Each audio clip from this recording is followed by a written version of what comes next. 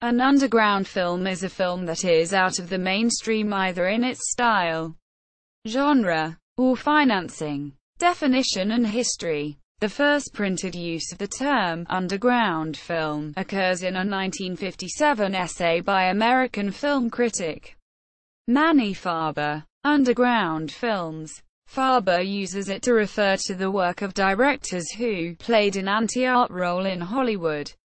Quote, he contrasts such soldier cowboy gangster directors as Raoul Walsh, Howard Hawks, William Wellman, and others with the less talented De Sickers and Zinnemans, who continue to fascinate the critics. However, as in underground press, the term developed as a metaphorical reference to a clandestine and subversive culture beneath the legitimate and official media. In the late 1950s, underground film began to be used to describe early independent filmmakers operating first in San Francisco, California and New York City, New York, and soon in other cities around the world as well, including the London Filmmakers Co-op in Britain and UBU Films in Sydney, Australia. The movement was typified by more experimental filmmakers working at the time like Stan Brakhage, Harry Everett Smith, Maya Deren, Andy Warhol, Kenneth Anger, Jonas Mekas, Ken Jacobs, Ron Rice, Jack Smith, George Kutcher, Mike Kutcher, and Bruce Conner. By the late 1960s, the movement represented by these filmmakers had matured, and some began to distance themselves from the countercultural, psychedelic connotations of the word, preferring terms like avant-garde or experimental to describe their work. Through 1970s and 1980s, however, underground film would still be used to refer to the more countercultural fringe of independent cinema. The term was embraced most emphatically by Nick Zedd and the other filmmakers associated with the New York-based cinema of transgression and no-wave cinema of the late 1970s to early 1990s.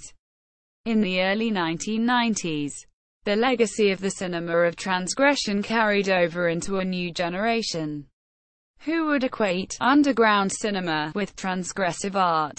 Ultra-low-budget filmmaking created in defiance of both the commercialized versions of independent film offered by newly wealthy distributors like Miramax and New Line, as well as the institutionalized experimental film canonized at major museums.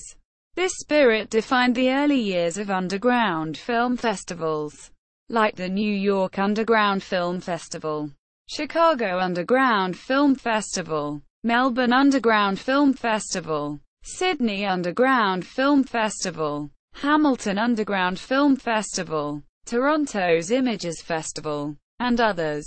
Zines like Film Threat, as well as the works of filmmakers like Craig Baldwin, John Moritsugu, Carlos Achanes, Sarah Jacobson, and Bruce LaBruce. In London, the underground resurgence emerged as a movement of underground cinema clubs which included the radical open-access group The Exploding Cinema.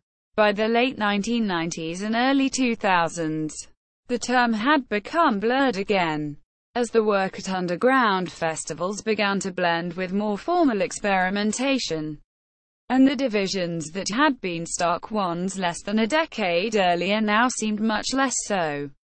If the term is used at all, it connotes a form of very low-budget independent filmmaking, with perhaps transgressive content, or a lo-fi analog to post-punk music and cultures, taking place in basements across America.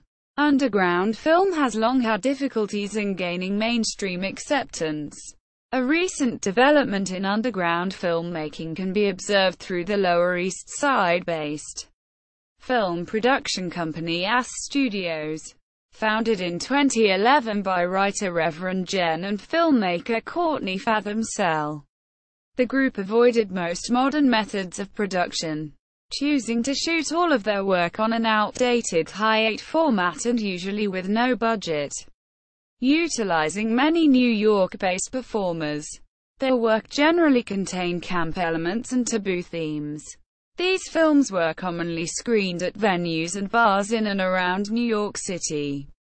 360 Sound and Vision is a small independent film production company located in New York City that produces underground films in the science fiction and action genres. Its productions are The Glasses 2006, The Minority, Cybernetics 2012, The Face in the Wall, The Glasses 3D, and Cybernetics 2, Rise of the Cyborgs. Underground versus cult. The term underground film is occasionally used as a synonym for cult film, though there are important distinctions between the two. A significant overlap between these categories is undeniable. The films of Kenneth Anger, for example, could arguably be described as underground, experimental and cult. The 2013 indie sci-fi Hyperfutura by James O'Brien is likewise an underground, experimental and cult film. However, a studio film like Heathers may have a cult following, but could not be accurately described as an underground film. List of underground cinema figures. Further reading. Wheeler Winston Dixon. The Exploding Eye. A Revisionary History of 1960s American Experimental Cinema. Albany. Sunny Up. 1998. Sheldon Renan. An Introduction to the American Underground Film. New York. Dutton. 1967. Jack Sargent. Naked Len. Beat Cinema. London. Creation Books. 1997. 1999. Jack Sargent. Death Tripping. The Cinema of Transgression. London. Creation Books. 1995. 2000. P. Adams Sitney. Visionary Film. The American Avant-Garde 1943–1978. Galaxy Books. 1979. Jack Stevenson. Desperate Visions. Camp America. London. Creation Books. 1996. Duncan Reiki. Subversion. The Definitive History of Underground Cinema. London. Wallflower Press 2007. See also